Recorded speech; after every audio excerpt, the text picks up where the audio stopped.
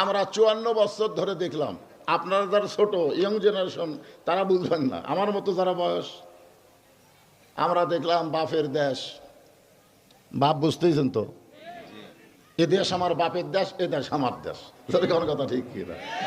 সব শালা রাজাকার, উনি খালি একলাই স্বৈরাচার। ধরে কোন কথা ঠিক কি না? তো এখন আমরা স্বাধীনতার পরে বাপের দেখলাম, তারপরে দেখলাম আমাদের বগুড়ারই সন্তান স্বাধীনতার ঘোষক, আমরা বলবো ভাইয়ের দেশ। জোরে বলেন কার দেশ? এরপরে দেখলাম চাচা 9 বছর, এরপরে দেখলাম ভাবির দেশ, এরপরে দেখলাম বাপের মেয়ের দেশ, আবার ভাবির দেশ। ভোট পাক বা না পাক 15.5 বছর দেখলাম আমরা স্বৈরাচারীর দেশ। 54 বছর আমাদের দেখা শেষ।